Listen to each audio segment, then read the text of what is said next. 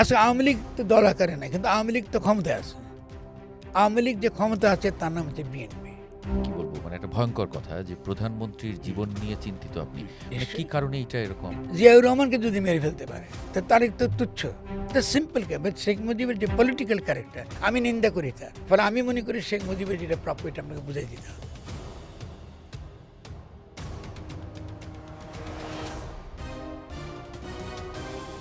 ৭১ সালের ওই সমসাময়িক সময়ে তো বাংলাদেশে বামপন্থা রাজনীতি খুবই মানে শক্তিশালী ছিল। ছিল বাম খুব এ তাহলে আমি এখন আমি আপনাকে তার প্রশ্ন করি পাল্টা, যদি এত শক্তিশালী ছিল আপনি অ্যাবসলিউটলি গান, তাহলে ওখান থেকে ছাত্রলীগ কেমন গঠিত হলো এত প্রবলের মধ্যে? হিস্ট্রিতে ফেরেন আপনি, কেন সিরাজুল খান এত ইম্পর্টেন্ট? সিঙ্গেল একটা লোক একটা এই বামপন্থীদের বিরুদ্ধে একটা ছাত্রলীগ বানিয়ে ফেলাইলো, ঠিক আছে? আচ্ছা, শুধু তাই বানিয়ে ফেলা না, শেখ মুজিবকে বানাইলো, পুরো আওয়ামী লীগের যে প্রভাব এটাকে বদলে দিল। তাহলে এই হিস্ট্রি আপনি যদি মুছে ফেলেন, মাওলানা ভাসানীর হিস্ট্রি যদি মুছে, আমি একটা গল্প বলি আপনাকে, এটা খুব আমরা দর্শকদের খুব কাজে লাগবে। দেখুন, ছাত্রলীগ এটা সিরাজ আলম খানের কাছে মুখে শোনা, ওনারা কিন্তু শেখ মুজিবের কাছে আগে যায়নি। ওনার প্রথম গিয়েছিল কিন্তু মাওলানা ভাসানীর কাছে, এটা অনেকে হিস্ট্রি জানে না। ভাসানীর কাছে যখন গেল, ভাসানী কিন্তু তাদেরকে বলছে যে না, তোমরা শেখ মুজিবের কাছে যাও। তো ওরা জিজ্ঞেস কেন শেখ মুজিবের কাছে কেন যাবে? কারণ শেখ মুজিবের বুক বড়। এটা সিম্পল কে, বাট শেখ মুজিবের যে পলিটিক্যাল ক্যারেক্টার এটাকে তো আপনাকে তার বহু খারাপ। শেখ মুজিব দাঁড়ায় বলছে কোথায় সে সিরাজ শিকদার, আমি নিন্দা করি তার, কিন্তু একই সময় আমি বলি যে এই যে ভাসানী তাকে এই বলে ওর বুক বড়, ও অনেক বড় সাহসী, অনেক কাজ করতে পারে, অনেক বেশি বুদ্ধিমান। বা আরেকটা কারণ এটা হতে পারে, ভাসানী হয়তো ইতিমধ্যে জানতেন যে চীনারা পাকিস্তানের মাধ্যমে ইতিমধ্যে সোভিয়েত ইউনিয়নের সঙ্গে, আপনি তো পড়েছেন ডেফিনেটলি এইসব এলাকাগুলো, তাদের সঙ্গে সম্পর্ক হেনরি কিসিঞ্জার চাইছে। ফলে তারা চাইছে যে Sheikh Mujib would be very interesting person এখানে নেগোশিয়েট করার জন্য। তাকে যদি পাকিস্তানের প্রধানমন্ত্রী করা যায় তাহলে তিনি সেই নেগোশিয়েটটা করতে পারবেন। তাহলে শেখ মুজিব যদি পাকিস্তানের প্রধানমন্ত্রী, আমার কী সমস্যা ছিল? কী সমস্যা বলেন? এটা হিস্ট্রি তো হিস্ট্রি। আপনি যখন ঘটে গেছে, আপনি যদি 25শে মার্চে যদি আপনার তারা আমাদের উপর আক্রমণ না করতো এবং পাকিস্তানি বাহিনী যদি দখলদার বাহিনী আকারে হাজির না হতো এবং এই দেশের হিন্দুদেরকে তাড়িয়ে না দিত এবং যদি দাবি না করতো এই দেশে কোনো মুসলমান নেই, সবগুলো হিন্দু, তাহলে আজকে বাংলাদেশের পাকিস্তানের পরিস্থিতি আজকে এরকম হতো? কিন্তু মানে এটা তো ঠিক যে আমরা একটা বৈষম্যের মধ্যে ছিলাম। সে বৈষম্যে মানুষ জাগবেই একসময়। শিওর, আমি একমত। সেই বৈষম্যটা অর্থনৈতিক চরিত্র কী ছিল? ইকোনমি। কারণ পশ্চিম পাকিস্তান ইকোনমিক্যালি আমাদেরকে শোষণ করছে। রেহমান সোবহানের সঙ্গে আমাদের পার্থক্য কী ছিল? উনি বলছেন দুই অর্থনীতির তত্ত্ব, যে পাঞ্জাবিরা আমাদেরকে শোষণ করছে। আমরা বলছি না, আমেরিকান সাম্রাজ্যবাদ এই মার্কিন কনসালটেন্টের দ্বারা যে পুঁজিতান্ত্রিক উন্নয়নের নীতি গ্রহণ করেছে তারই কুফল হইল পূর্ব পাকিস্তান এবং পশ্চিম পাকিস্তানের অর্থনৈতিক বিভাজন। এটা ছিল রেভলিউশনারি লেফটের, যেটা আমি রিপ্রেজেন্ট করি। আমাদের বক্তব্য, আমাদের সেই ইশতেহারগুলো এখনও খুঁজে পাবেন আপনি। সেক্টর সেলে আমরা লিখছিলাম, দুই পাহাড়ের দালালেরা হুঁশিয়ার সাবধান, আওয়ামী লীগের বিরুদ্ধে লড়াই করেছি আমরা।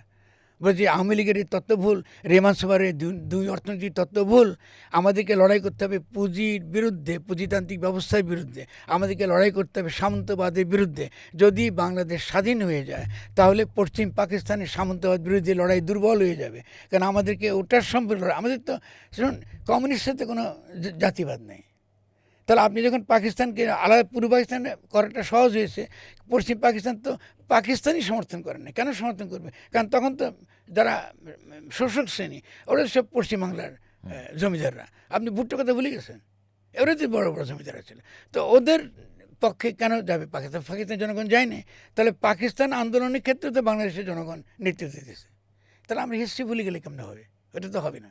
সেই ক্ষেত্রে ডেফিনেটলি যার যা ঐতিহাসিক প্রাপ্য, দেখুন ইতিহাসের একটা ব্যাপার আছে, যার যা প্রাপ্য আপনাকে বুঝাই দিতে হবে। তারপর আপনি নিন্দা করেন, গালি দেওয়ার সমস্যা নেই। ফলে আমি মনে করি শেখ মুজিবের যেটা প্রাপ্য এটা আপনাকে বুঝাই দিতে হবে। এবং আমি মনে করি এটা সৎ মার্কসিস্ট আকারে, মানে মার্কসের একটা অত্যন্ত অনুগত ছাত্র আকারে আমি তার যেটা প্রাপ্য এটা বুঝাই দেবো। কিন্তু তিনি ফ্যাসিস্ট ছিলেন পরবর্তীকালে এবং বাকশাল করে তিনি, আমি বলবো যে তিনি ভুল করেছেন, তিনি করার পদ্ধতি ভুল করেছেন। কিন্তু আমাকে একটা কথা বলেন আপনি, এই দেখেন আমি এখানে বলে আমাকে বলে ফরামুদ্দিন আওয়ামী লীগের দালালি করতে বলছে। আমি কিন্তু কথা সত্য কথা বলবো, ঠিক সত্য কথা বলবো। সেটা হচ্ছে আপনি আমি বাকশাল বিরোধী, সমস্যা নেই, যেহেতু আমি মত প্রকাশের স্বাধীনতা আপনি গ্রহণ করছেন। কিন্তু আপনি যখন রাষ্ট্রায়ত্ত করার চেষ্টা করেছিলেন, যে সম্পদ জাতীয়, বা তখনকার সংবিধানও যেসব কিছু কিছু জিনিস ছিল, কী কী ছিল, যে মাটির তলের সম্পদ জাতীয় সম্পদ। তাহলে এই যে রাষ্ট্রের অধীনে সম্পদের মালিকানা, এটা তো খারাপ কিছু ছিল না।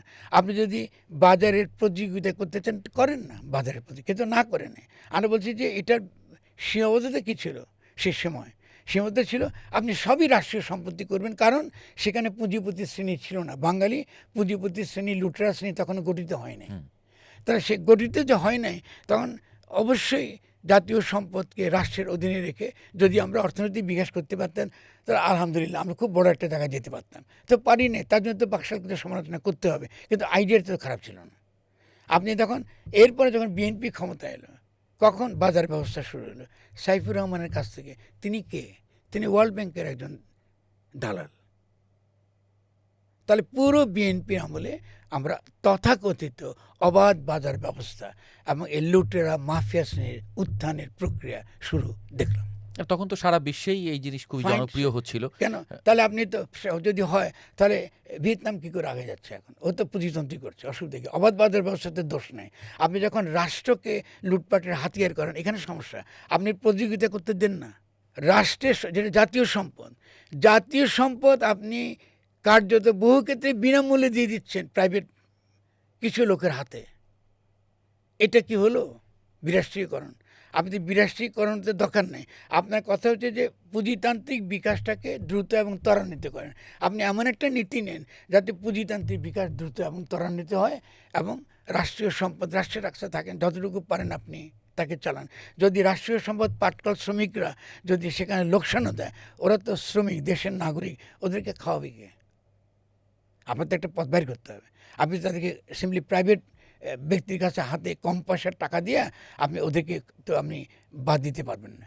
আপনি কি করতে পারতেন? আপনি সমিতি বলতে পারেন, দেখো এইরকম সিচুয়েশন, এখন হয় তোমরা নিয়ে এটা চালাও রাষ্ট্রের আকারে, তোমাদের বেতন তোমরা দাও, আর না পারলে আমি বন্ধ করে দেবো। আপনাদের বহু রকম পদ্ধতি ছিল, পদ্ধতি কোনো শেষ ছিল না। আমি তো এখন এই অল্প সময়টা বলতে পারবো না, এটা ভিন্ন অর্থনীতি।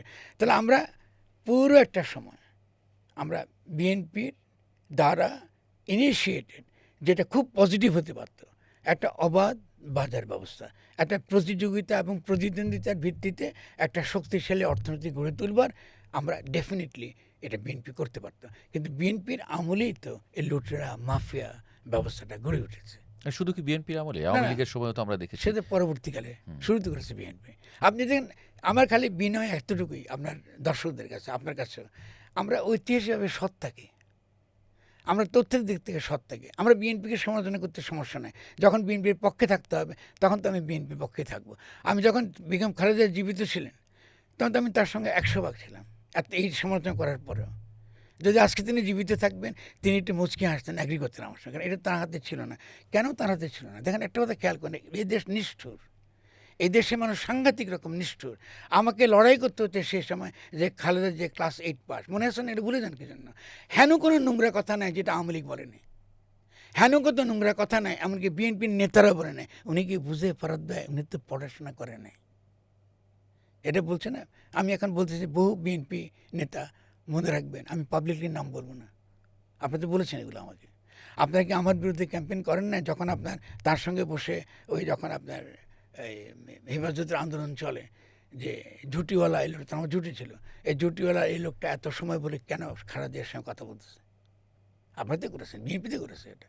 বিএনপি কি বলে নাই কি পরবর্তীকালে মির্জা ফখরুল ইসলাম আলমগীর? আপনাকে প্রশ্ন করছি, আপনি কি ক্যাম্পেইন করেন নাই যে ফরহাদ মাদার, সে নুরু এবং সে রাশেদ কি ক্যাম্পেইন করেন নাই? ফরহাদ মাদার ডিএজএফের কাছে টাকা নিয়ে বিএনপিকে দুইভাগ করতে চেয়েছে, করেন নাই? আমি বলছি তো, তাদেরকে এখনই প্রশ্ন করছে। আপনার ওখানে নুরুকে ক্ষমা করে দিয়েছে, তো ও তো মোসাদের এজেন্ট আকারে পরিচিত, কাগজে এসছে। ওটা আপনার এই মন্ত্রী পরিষদে কী করে থাকে? রাশেদ আপনার মন্ত্রী পরিষদে কী করে থাকে? এদেরকে তো ব্যবহার করেছেন আমার বিরুদ্ধে, করেছেন না? তাহলে আমি তার জন্য আমার কোনো ক্ষোভ নেই। আমি বরং উল্টা বলি, আমি বরং তারেকের জীবনের জন্য চিন্তিত। কারণ তারেকের মেরুদণ্ড যেভাবে ভেঙেছে 11 সময়, এটা তো কোনোভাবে গ্রহণযোগ্য হতে পারে না। তারেকের বহু দোষ থাকতে পারে, আপনি করতে পারেন, আপনি তাকে শাস্তি দিতে পারেন, যা খুশি করতে পারেন, কিন্তু আপনি তো এটা করতে পারেন না। না, কিন্তু মানে এটা তো খুবই একটা, মানে কি বলবো, মানে একটা ভয়ঙ্কর কথা যে প্রধানমন্ত্রীর জীবন নিয়ে চিন্তিত আপনি। মানে কি কারণে এটা এরকম? যেহেতু আমাদের ইন্টারন্যাশনাল সিচুয়েশন, বাস্তবতা, এই বাস্তবতা তো আমাদের পক্ষে নাই, বাস্তবতা তাকে রক্ষা করার পক্ষে নাই। তিনি যদি বিদেশি শক্তির দ্বারা সুরক্ষিত থাকেন এটি তিনি ভালো বুঝবেন, আমি তো আর তার কথা জানি না। জিয়াউর রহমানকে যদি মেরে ফেলতে পারে তো তারিখ তো তুচ্ছ। আপনি এখন শুধু তা বাদ দেন, আপনি এই যে পুরো ট্রানজিশনটা ঘটেছে গণ-অভ্যুত্থানের পরে এই বর্তমান পরিস্থিতিতে, এটার জন্য আমি টুপ্পু সাহেবের যে ইন্টারভিউ পড়লাম কালের কণ্ঠে, তিনি কি বলেছেন? 3 জন জেনারেল ছিলেন, বিএনপি নিজে ছিল, আর কে ছিল? আর টুপ্পু নিজে ছিলেন। তো সেই স্ট্রাকচার তো এখন আছে। তাহলে তারেক রহমান তো তাদের পক্ষে তাকে বসিয়েছে যে সিম্বল। তার রাজনৈতিক কী ক্ষমতা? তারেক রহমান কি বিএনপির আপনার দূরদৃষ্টি আছে বলেন? একটা মানে কোনো বিএনপির আদর্শ অনুযায়ী সে আপনার জিয়াউর রহমানের 19 দফার যে আছে, 19 দফা এখনও ভ্যালিড। তো বিএনপি কি পারবে 19 দফার আলোকে বাংলাদেশে একটা অর্থনৈতিক পরিকল্পনা দিতে, যেটা লুটেরা মাফিয়া শ্রেণীর হাত থেকে রাষ্ট্রকে উদ্ধার করবে? পারবে? একটা লোক বলেন না আমাকে। না, বিএনপির তো এখন 31 দফা। সে তো পুরনো, শেষ হয়ে গেছে। আমরা তো ইতিমধ্যে গণ-অভ্যুত্থান করে ফেলেছি। দরকার বিএনপি তো এখন গণবিরোধী ভূমিকা পালন করছে। আপনি যখন নতুনভাবে গঠন করবার প্রশ্ন আসলো, আমরা শেখ হাসিনাকে উৎখাত করলাম, আপনারা শেখ হাসিনার ব্যবস্থা উৎখাত করতে দিলেন না। তাহলে আপনারা আওয়ামী লীগ, আচ্ছা আওয়ামী লীগ তো দল আকারে নাই, কিন্তু আওয়ামী লীগ তো ক্ষমতায় আছে। আওয়ামী লীগ যে ক্ষমতা আছে তার নাম হচ্ছে বিএনপি। তা আমি তারেকের জন্য কি উদ্বিগ্ন হব না?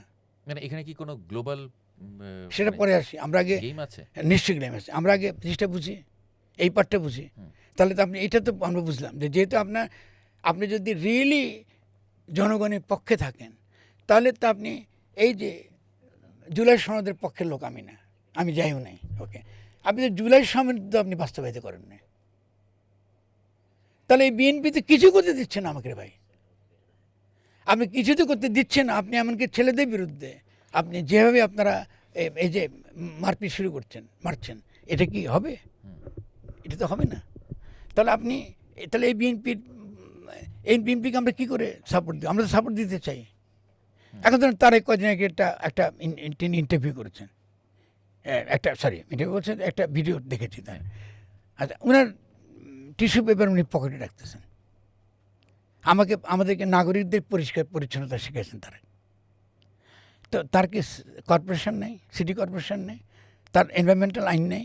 কিন্তু আমাদের শেষ করে সিভি কি আছে? না, এটা আপনি দায়টা চাপাচ্ছেন নাগরিকের উপরে। আপনি তো প্রধানমন্ত্রী রে ভাই, আপনার তো নাগরিককে তো দোষী করবেন না। নাগরিক যদি ফেলবে কোথায়?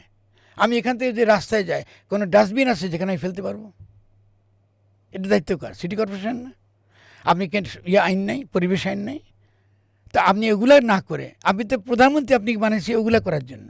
তো আমি বুঝে গেল প্রধানমন্ত্রী হিসেবে আপনার কোনো ক্ষমতা নাই। আমি খালি একটা উদাহরণ দিলাম আপনাকে। আপনি প্রধানমন্ত্রী হিসেবে আমার এই যে বিদ্যমান যে সকল আইন আছে, অন্য আইনের কথা বাদ দেন, আমার সংবিধানেই তো আছে এটা তো তিনি তো তার ক্ষমতা প্রয়োগ করতে পারে। আর যে বাংলাদেশের সংবিধান তো একনায়কতাত্ত্বিক সময়, তিনি ওটা না করে উনি উনার ময়লা পকেটে রাখতেছে। এটা কি দেখতে সুন্দর লাগছে? আমার প্রধানমন্ত্রী ময়লা জিনিস নিয়ে ঘুরে বেড়াচ্ছে পকেটের মধ্যে। দীর্ঘদিন বিদেশে থাকার কারণে ওখানে তো একটা ওটা বলেন না পর্যন্ত গিয়ে না, ওগুলো আগে তো বিদেশে তো একটা বিপ্লব করেছে ভাই, ক্রমল বিপ্লব হয়েছে ওখানে তারা রাষ্ট্র বানাইছে, তাদের একটা আইন আছে, তাদের বিচার ব্যাপার আছে। আপনি তো ওটা বানান নাই। টিস্যু পেপার যে পকেটে ঢুকাইতে না হয়, এটাই তো তরুণ ছেলে মেয়েগুলা বুঝাইছে তাকে গণ-অভ্যুত্থানের মাধ্যমে, যে রাষ্ট্রকে নতুন করে গঠন করতে হবে, যাতে নতুনভাবে নগরায়ন শুরু হয়, যাতে আমাদের বর্জ্য ব্যবস্থাটা আমরা ঠিক করতে পারি, আমরা যেখানে সত্যিকার অর্থে আমাদের ময়লা ফেলবার জায়গাগুলো আমরা স্থির করতে পারি, নতুন ধরনের নগর গড়ে তুলতে পারি, আমরা পরিবেশ বান্ধব নগর করতে পারি, এবং আমরা আমাদের নদীকে দূষণমুক্ত করতে পারি, জমিকে দূষণমুক্ত করতে পারি। তো তারা তো এটা করতে দিলেন না। ড্রাগ পলিসি, জিনিসপত্র, ওষুধের দাম কমাবার যে নীতি প্রস্তাবনা দেওয়া হয়েছিল, ওটা বাতিল করে দিয়েছে। তাহলে এই বিএনপি কি ক্ষমতায় রাখলে তো মারা পড়বো আমরা সবাই। তাহলে বুঝে গেল, আমি যে যুক্তি আপনাকে দিচ্ছি, বুঝে গেলে তারেকের কোনো ক্ষমতা নেই, তারা কিছু বদলাতে পারছে না। কেন পারছে না আমি কি করে জানি? আমি তো বলে আপনি স্টেটটা রেখলে আপনি কি করে, কারণ রাষ্ট্রটা লুটেরা মাফিয়া শ্রেণীর হাতে, কোনো ব্যক্তির হাতেও না, লুটের মাফিয়া শ্রেণীর হাতে। আপনি চাইলে কি কালকে ক্যাপাসিটি পেমেন্টের যে চুক্তি আপনি করেছেন ফেলতে পারবেন আপনি? তো দেন, তাদের কোনো ক্ষমতা। যদি আপনি পারতেন, গণ-অভ্যুত্থানকে যদি আপনি ক্ষমতা দিতেন, তাহলে একদিন কি করতে, আপনি আদানির কাছ থেকেও টাকা পেতেন, আপনি এসএলএম থেকে আরম্ভ করে বসুন্ধরা সবার কাছ থেকে যে টাকা নিয়ে গেছে নিয়ে আপনি পাইতেন। যদি বিদেশ থেকে আনতে না পারতেন, দেশের ভেতর থেকে পেতেন। দেশের ভেতর তাদের টাকা আছে, সম্পদ আছে, আপনি পেতেন না ওটা। তা আপনি এখন কেমন নেবেন? আপনি তো শেখ হাসিনা ওই লুটেরাদের আইনটা এতে রাখছেন, তাদের সমস্ত ব্যবস্থা টিকে রাখছেন, আপনি ওদের কেশাগ্র স্পর্শ করতে পারবেন।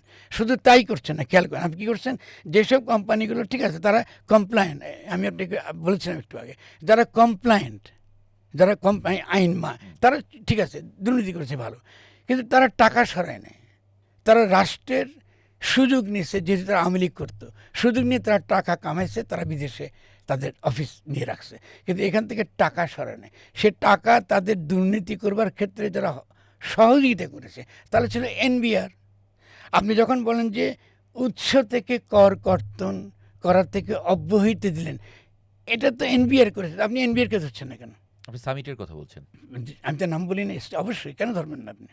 তাহলে এনবিআর তো আমি ইউনুস সাহেবই তো কিছু করতে পারেনি। তাহলে গণঅভ্যুত্থানটা হলে তো এনবিআর কি পারতো গণঅভ্যুত্থানের পাশে এটা ঠেকায় রাখতে? এটা তো আমরা করতাম তো ডেফিনেটলি। যারা এনবিআর যারা পলিসি তৈরি করবে, আর যারা সত্যিকার অর্থে আপনার এই যে যারা কর তুলে নিরীহ লোকের কাছ থেকে জোর করে জবরদস্তি তো কর নেয় বা ঘুষ খায়, এটা তো বন্ধ করে ফেলতে পারতাম আমরা। রাষ্ট্রে তো কর বাড়তো, রাষ্ট্রে তো কর দরকার আছে। এখন গরিব মানুষ কর দেবে আর এটা লুট হয়ে যাবে অল্প কিছু কোম্পানির দ্বারা। এটাই কি রাষ্ট্র? এই রাষ্ট্রে আমরা বাস করব? এই রাষ্ট্র বিএনপি চালাবে? বিএনপির সে ক্ষমতা আছে?